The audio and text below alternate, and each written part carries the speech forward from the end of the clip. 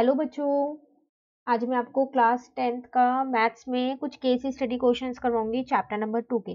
जैसा कि आप सभी को पता है कि इस बार एग्जाम में केस स्टडी क्वेश्चंस आने वाले हैं। ठीक है, तो ये क्वेश्चन बैंक है हमारे पास जो सीबीएसई के साइट पे था।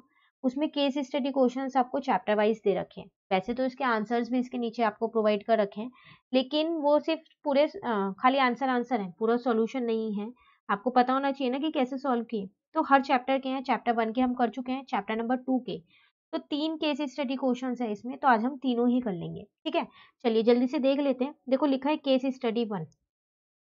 यहाँ पर है the below picture are few natural example of parabolic shape which is represented by a quadratic polynomial. A parabolic arch is an arch in the shape of parabola.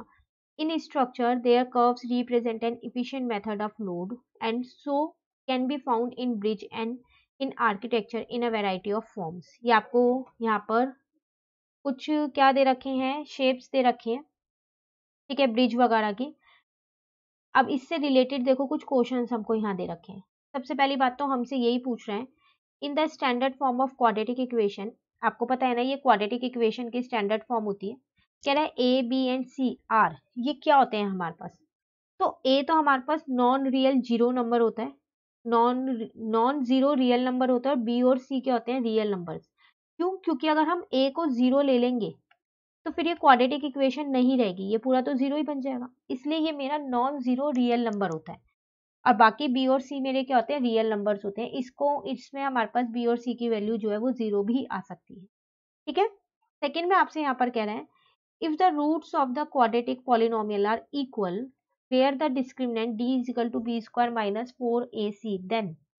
तो क्या होता है जब रूट्स इक्वल होते हैं तो जीरो के equal होता है वो, है ना। तो डी इज इक्वल टू क्या आ जाएगा, आपके पास जीरो आ जाएगा। थर्ड में आपसे कह रहा है, if alpha and 1 upon alpha are the zeros of quadratic polynomial. एक क्वाड्रेटिक पॉलिनोमियल आपको दे रखा है, इसके जीरोस दे रखे हैं अल्फा और 1 अपॉन अल्फा। आपसे कह रहा है कि के की वैल्यू बताओ। तो देखो के की वैल्यू यहाँ पर है, ये होता है मेरे पास ए एक्स स्क्वायर, ये होगा मेरे पास बी एक्स, और ये होगा मेरे पास सी। तो सी में है मेरे पास के की वैल्यू। तो ऐसा करते हैं, प्रोडक्ट ऑफ जीरोस लगा देते हैं, है ना। तो प्रोडक्ट ऑफ जीरोस क्या होता है, सी अपॉन ए। अब जीरोस तो मुझे दे रखे हैं, तो अल्फा इंटू 1 अपॉन अल्फा। सी की वैल्यू है 8k और ए की वैल्यू है 2। ठीक है ना, इसको इससे काट दिया, तो 1 is equal to 8k upon में 2, ये 2 इधर ले आई मैं। तो k की वैल्यू कितनी आ गई, 2 अपॉन 8, कट कर दो 1 अपॉन 4, आपका आंसर आ गया। ठीक है, उसके बाद है the graph of X square plus 1 is equal to 0। तो यहाँ पर आपको कह रहा है ये जो ग्राफ है का आंसर इसका बताओ क्या होगा। Intersect x axis at two distinct point, touches x axis at a point, neither touches nor intersect x axis, और either touch और intersect x axis। ठीक है, तो देखो आपको इसका ग्राफ बताना है कि कैसा होगा। तो इसका ग्राफ होगा neither touch nor intersect x axis, ना तो वो x axis को टच करेगा, ठीक है, ना ही उसको इंटरसेक्ट करेगा। ठीक है, तो आप इसका ग्राफ बनाओगे जब, तो आपके पास यही ऑप्शन सही आ रहा होगा कि वो टच भी नहीं कर रहा होगा एक्स एक्सिस को, और क्या कहते हैं वो इंटरसेक्ट भी नहीं कर रहा होगा एक्स एक्सिस। ठीक है ना, चलिए लास्ट पे आते हैं। कह रहा है if the sum of the roots is p minus P and the product of the roots is minus 1 upon P, then the quadratic polynomial. देखो आपको सम ऑफ द रूट्स दे रखा है, मतलब कि आपको अल्फा प्लस बीटा दे रखा है माइनस पी है, और अल्फा बीटा आपको दे रखा है माइनस 1 अपॉन पी है। आपको क्वाड्रेटिक पॉलिनोमियल बनाना है। क्वाड्रेटिक पॉलिनोमियल होता है A X square plus B X plus का सी। तो अगर मुझे ए बी सी की वैल्यू मिल जाए तो क्वाड्रेटिक पॉलिनोमियल बन जाएगा। अब यहीं से निकालनी पड़ेगी। तो देखो अल्फा प्लस बीटा होता है मेरे पास माइनस बी अपॉन ए, तो minus B is equal to minus B upon A. तो माइनस से माइनस कट गया, के नीचे कुछ नहीं है, 1 लगा दो। उसी तरीके से अल्फा बीटा होता है मेरे पास सी अपॉन ए, तो minus 1 upon P is equal to C upon A. अब आप ध्यान से देखो, बी की वैल्यू तो आसानी से निकल गई, पी ये रही। अब बात आती है ए की, तो ए के यहाँ पर 1 लिखा हुआ है और ए के यहाँ इक्वल में पी लिखा है। तो क्या करें, तो हमें यहाँ पर थोड़ा सा चेंज करना पड़ेगा इसमें। अब वो चेंज हमें क्या करना पड़ेगा, देखो सी अपॉन ए हमारे को ये दे रखा है। आप क्या करो, न्यूमरेटर और डिनोमिनेटर में पी से डिवाइड कर दो। ठीक है, अब आपको पता है कि जब भी ये 2 बार अपॉन होता है तो ऊपर जाके रेसिप्रोकल होगा ही होगा। कट करके तो देखो यही आ रहा है ना, माइनस 1 अपॉन पी। ये हमने इसलिए किया ताकि मेरे पास यहाँ पर a की वैल्यू कितनी आ गई, p अपॉन p, जिसको मैंने कट कर दिया तो 1 आ गई, और c की वैल्यू आ गई -1 अपॉन p। ठीक है, और b की तो हमने ऊपर निकाल ही ली थी, b की वैल्यू है मेरे पास p।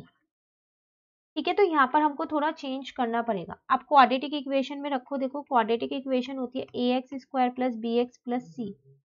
a की जगह 1 है तो 1x², b की जगह p है तो px, और c की जगह -1 अपॉन p है। तो अब आप यहाँ पर ऑप्शन देखो कि कौन सा ऑप्शन है ये, तो आप देखोगे तो ये सी वाला ऑप्शन है।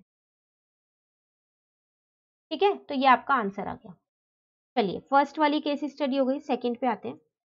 यहाँ पर आपसे क्या कह रहे हैं, an asana is a body posture originally and still a general term for a sitting meditation pose and later extended in hatha yoga and modern yoga as exercise to any type of pose और position adding reclining, standing, inverted, twisting and balancing poses. In the figure, one can observe that poses can be related to representation of quadratic polynomial. देखो यहाँ पर आपको ये कुछ आसन दे रखे हैं, ठीक है। अब यहाँ पर फर्स्ट में आपसे पूछ रहा है यहाँ पर the shape of the pose, जो ये पोजेज आपको ये दिखा रखे हैं यहाँ पर, ठीक है, ये वाले जो पोजेज आपको ये दिखाए हुए हैं, ये कौन सी शेप के हैं। तो आप ध्यान से देखो, ये आपके पास पैराबोला शेप के हैं, याद है ना आपको पैराबोला, ऐसे हमारे पास बुक में भी ये फिगर बनी हुई है। ठीक है, सेकेंड में आपसे कह रहा है the graph of parabola opens downward, कह रहा है ऐसे जब होता है ओपन्स डाउनवर्ड, नीचे की साइड जब खुला हुआ होता है ये ग्राफ, ठीक है, तो क्या होता है, वो तभी होता है जब हमारे पास ए जो है वो 0 से छोटा हो, क्योंकि वो कम होता जाता है, नेगेटिव साइड पे जाता जाता है, इसीलिए। अब अगर कहता है ये ओपन्स अपवर्ड, तो ए हमेशा 0 से बड़ा होगा, पॉजिटिव साइड पे होगा। ठीक है, फिर आपसे कह रहे हैं in the graph how many zeros are there, तो बताओ इस ग्राफ में कितने जीरोज हैं। तो जब वो एक्स एक्सिस को टच कर रहा होगा उतने ही होंगे, तो 2 बार टच कर रहा है तो इसका मतलब इसमें 2 जीरोज है। ठीक है, उसके बाद आपसे कह रहे हैं the 2 zeros in the above shown graph, ऊपर जो ग्राफ दिया इसमें कौन कौन से 2 जीरोज हैं।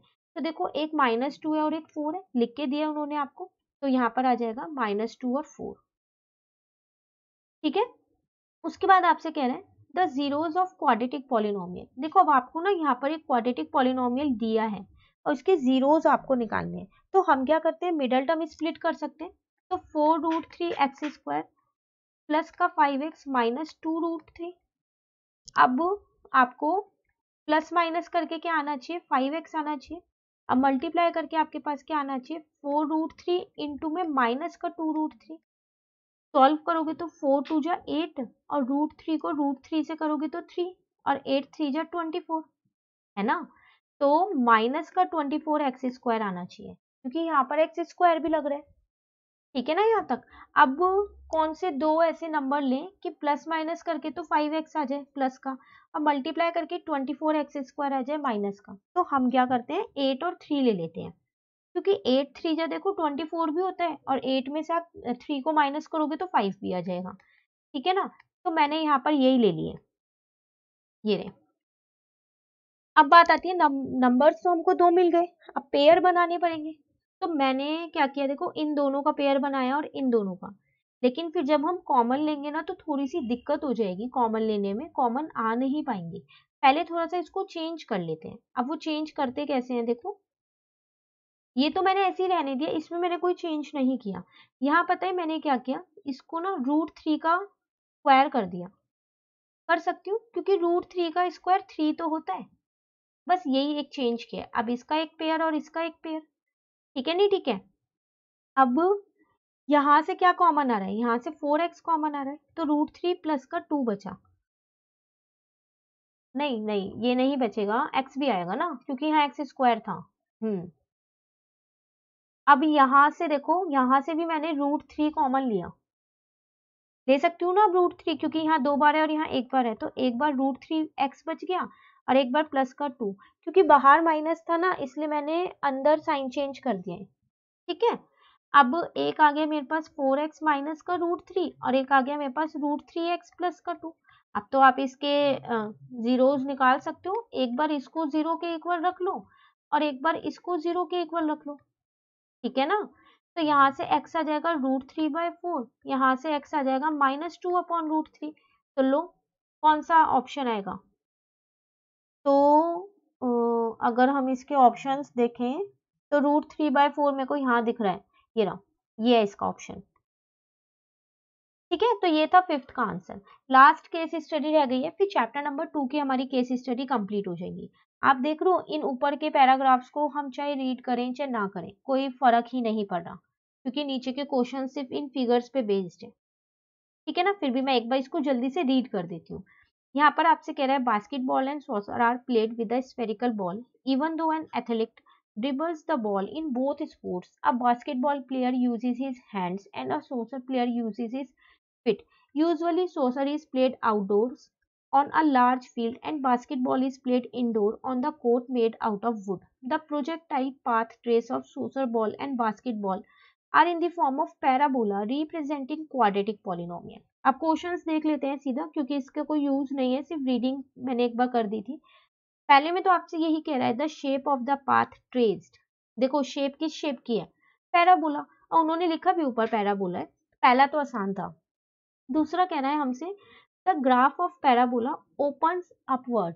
तो कुछ चीज याद आ रही है, अभी हमने जब ऊपर वाला क्वेश्चन किया था तो मैंने कहा था डाउनवर्ड होता है तो ए जो है वो नेगेटिव होता है, 0 से छोटा, लेकिन अगर अपवर्ड लिख के देता तो ए जो है वो 0 से बड़ा होगा, है ना, बोला था ना मैंने। तो देखो ये वाला वही क्वेश्चन आ गया है यहाँ पर। ठीक है, थर्ड में कह रहा है कि ग्राफ को देखो कितने जीरोज है, अगले में जीरोज ही पूछने वाला है, इसलिए मैं पहले ही बता देती हूँ। 3 दिख रहे हैं मुझे यहाँ, देख लेते हैं चलो। In the above graph how many zeros are there for the polynomial. तो कितने निकाले हमने, 3 निकाले, तो हमने यहाँ पर 3 पे गोला लगा दिया। ठीक है, अब वो तीनों जीरोज भी पूछ रहा है उसके अगले वाले में, तो -3 दिख रहा है एक हमको, -1 दिख रहा है हमको, और 2 दिख रहा है। तो चलो the 3 zeros in the above shown graph are -3, -1 और 2 था ना, ये रहा। ठीक है, चलिए लास्ट क्वेश्चन और जल्दी से देख लेते हैं। What will be the expression of the polynomial? अब पॉलिनोमियल बनाना है आपको। देखो यहाँ पर 3 जीरोस है, उसका पॉलिनोमियल बनाना है, तो उसका पॉलिनोमियल होता क्या है वैसे, ax³ plus bx² plus cx plus d। इसका मतलब अब आपको a b c d इन चारों की वैल्यू चाहिएगी, है ना। तो देखो alpha plus beta plus gamma होता है मेरे पास -b/a। तो अल्फा मैंने -3 मान लिया, बीटा मैंने -1 मान लिया और गामा मैंने 2 मान लिया। आप इन्हें आगे पीछे भी मान सकती हो। ठीक है, तो -3 और -1 हो जाएगा -4, और -4 में से 2 जाएगा तो -2 बचेगा। ठीक है ना, माइनस से माइनस कट हो गया, तो b की वैल्यू 2 आ गई और a की वैल्यू 1 आ गई, इससे आई है। अब दूसरा अगर हम यहाँ देखें तो एक होता है मेरे पास alpha beta plus beta gamma plus gamma alpha, ये होता है मेरे पास C/A। तो अल्फा बीटा मतलब -3 को -1 से करेंगे, बीटा गामा मतलब -1 को 2 से करेंगे, और गामा अल्फा मतलब गामा की वैल्यू 2 थी और अल्फा की वैल्यू -3 है। मैं यहाँ लिख देती हूँ ताकि आपको कोई कंफ्यूजन ना हो। ठीक है, तो C/A है, तो देखो ये तो 3 आ जाएगा, यहाँ पर आएगा -2 और यहाँ पर आएगा -6। तो 3 में से 2 गया तो 1 बचा, अब 1 में से 6 गया तो -5 बचा। ठीक है ना यहाँ तक। तो यहाँ से मेरे पास a की वैल्यू तो 1 ही आ रही है और c की वैल्यू कितनी आ गई, -5। लास्ट रह गया है एक d और निकालते हैं। क्या था, अल्फा बीटा गामा, वो होता है हमारे पास d/a माइनस का। अब अल्फा की वैल्यू है -3, बीटा की वैल्यू है -1, गामा की वैल्यू है 2, d ये रहा और a ये रहा। ठीक है, इस माइनस से देखो ये माइनस तो कट हो जाएगा ना, है ना। तो 3 2 जा 6, तो अल्फा की वैल्यू तो 1 ही आ रही है, लेकिन इस बार d इसकी वैल्यू कितनी आ जाएगी, 6 आ जाएगी, माइनस की आएगी क्योंकि ये वाला माइनस बच रहा है। सबकी वैल्यूज निकल गई, अब आप इसमें पुट कर दो ना यहाँ पर। ठीक है, a की वैल्यू भी पता है, b की भी, c की भी, d की भी।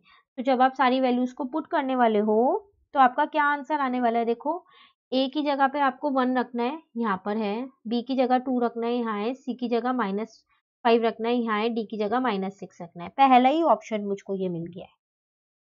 ठीक है, तो ये थे आपके पास चैप्टर नंबर 2 के case study questions. 3 case study questions किए हैं, फिर मैं बोलूंगी आंसर्स पहले से ही सबके दे रखे हैं, लेकिन जब तक आपको क्वेश्चन नहीं समझ में आएगा सॉल्व कैसे करना है तो आंसर्स का क्या फायदा है। तो आप इसको अच्छे से समझ के कीजिएगा।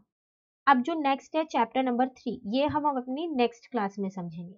ठीक है, तो अगर आपको ये वीडियो अच्छी लगी तो आप इसको लाइक ज़रूर कीजिएगा और मेरे चैनल को सब्सक्राइब कीजिएगा। Thank you.